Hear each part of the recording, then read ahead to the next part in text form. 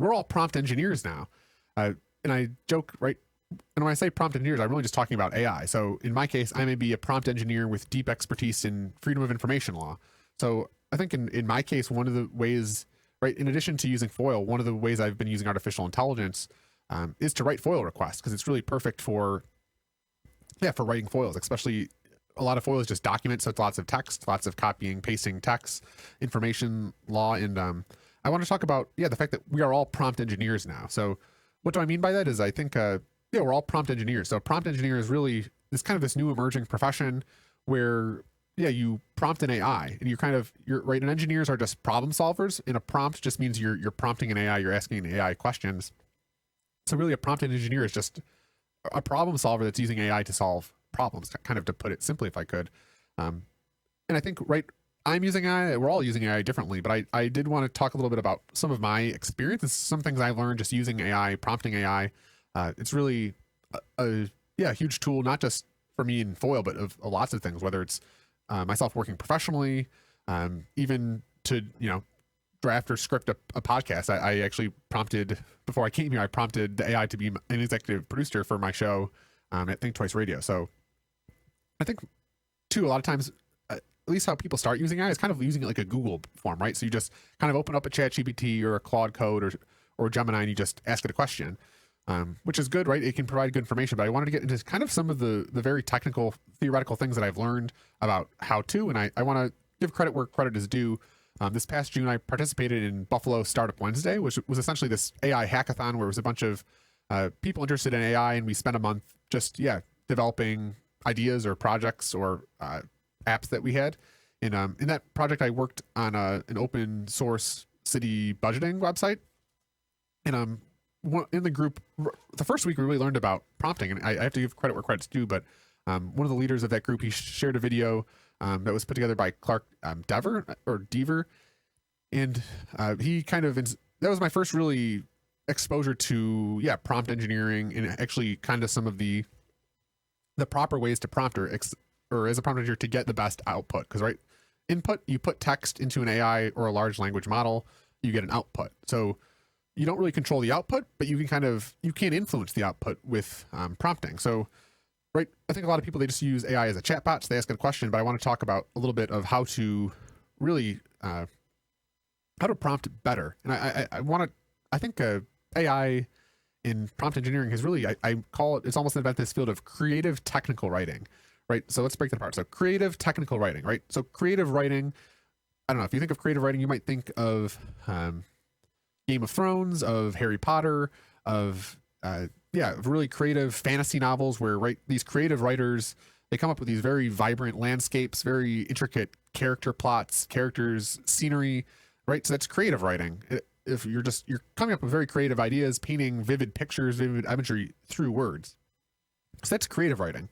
And then technical writing is really, right, you buy a new TV at the Best Buy, and in that box is a little pamphlet that has detailed instructions on how to use that. So every step of how to get your TV is in that manual, right? Most of us get that manual, we throw it out, we keep it in the box, we don't read it, but in that manual is a very step 1, step 2, step 3, right? Step 1, plug computer into wall, or plug TV into wall. Step 2, hit power button. So it has a very detailed overview technically of every single button on that thing, what it means, how to hang it properly, like every single detail you could possibly think of, which, right, in the real world isn't really useful because we all know, right, we all have inherent knowledge to know how to work a TV.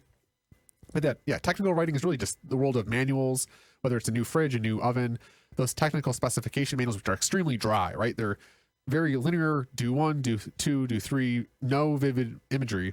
So that's technical writing. I think prompt engineering is kind of coming up with this new field of creative technical writing. So can you write extremely technically, but also creative at the same time? That's, I think, what I think prompt engineering is all about. It's about creative technical writing. So can you give very explicit sequences in list of directions, but not just do that, but do that creatively and add vividry, add spice, add character, add style to that.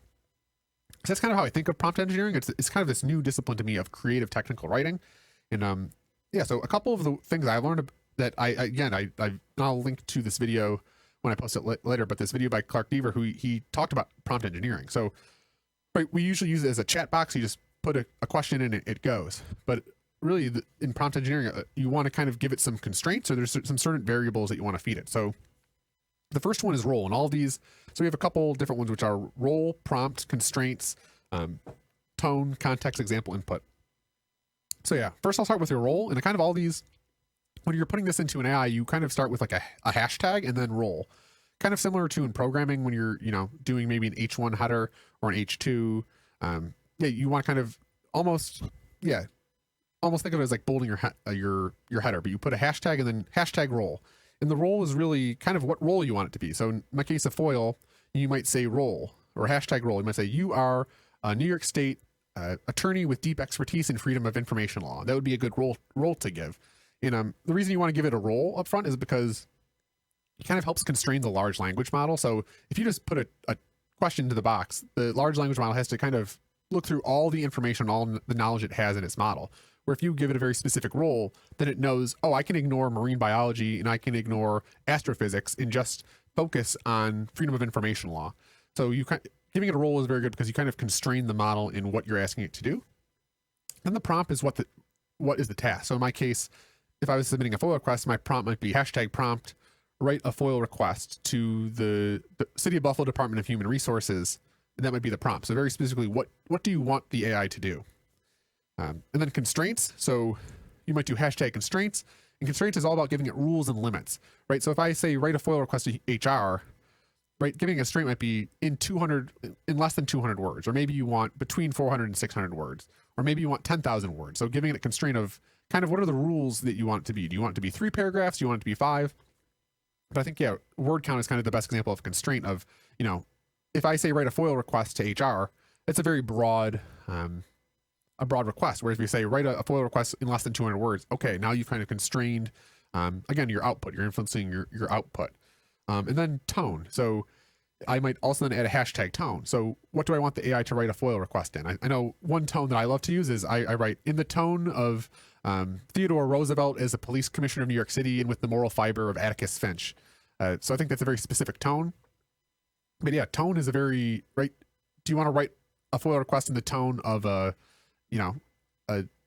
United States Supreme Court justice? Do you want to write it in the tone of I don't know, Rush Limbaugh? Do you want it to write it in the tone of, I don't know, a third grader? All those, right? It's different how the output will be. So I love to use, the spirit of Theodore Roosevelt. I like to use this. Yeah. So those are just my own things, but giving a tone of how do you want the tone of whatever output you be. And this could be anything. You might want to write poetry in the tone of the Grateful Dead, or giving it a very specific tone.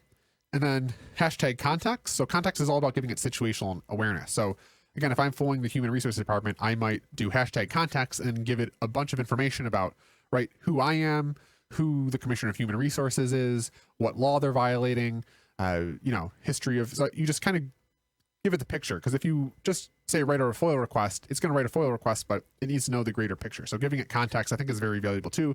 You're almost giving it input and background information, right? So in like a Harry Potter, in like a vivid picture, having context to who the other characters are in the game, what the landscape is, what's the plot, outside of your task. If you give it a task, it doesn't know kind of the situational awareness.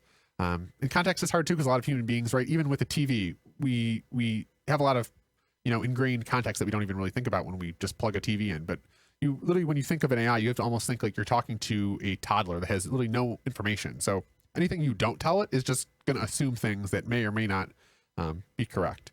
And then the last two are, you might do hashtag input, hashtag output. So hashtag input, you might give an example of a FOIL request that you want to write, or maybe an example of poetry you want it to mimic. And then an output, you might even take a stab at, formulating or giving an example of what you like the ideal thing to look at. So maybe I give it a couple of FOIL requests that I wrote previously that I want it to model off of, or just give it kind of an idea of what you're hoping the output is. So those are kind of the categories: role, prompt, constraints, tone, context, and all those start with a hashtag. And I think, and I think one of the things I learned at the Startup Wednesday was this idea of a one-shot prompt, which is a one-shot prompt is if you only had one prompt to the AI, how would you write that? So I think a lot of us, we have kind of chat conversations with an AI, but I think it's really good to have this kind of pie in the sky vision of, okay, if I only had one shot where I could only hit the input button once, how would I write that? And then you think of every single detail, right? again, our technical writing mind of every little detail, every step that it needs to know. Don't skip anything, because if you skip something, right? If you write a manual for how to work a TV, but you leave out step 1 of plugging in, all the other steps aren't relevant. And it, right? Human beings, we just know, obviously you turn it in, but unless in technical writing, you literally have to say, plug the TV in. So when you're working with an AI, you really need to think of every single detail that it should know, because if you don't put it in, it's just going to assume things that aren't true. And then yeah, the creative.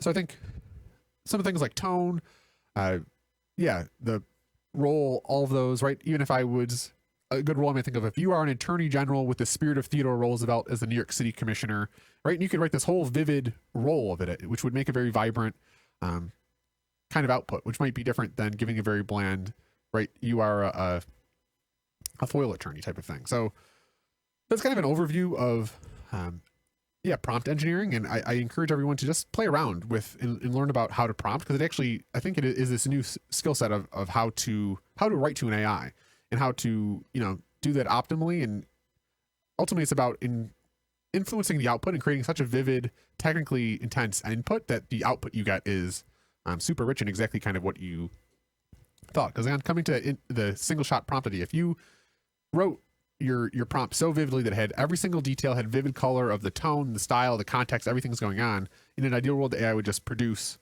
what you're looking to do. So I think the more detailed you can be, the better output you could be. But that's a little bit about prompt engineering, because ultimately we're all prompt engineers now. Now we have AI at our tips, whether you're a social worker, whether you're a teacher, whether you're a podcast producer. AI is not going to take your job, but I joke that expert human beings using AI are going to take your job.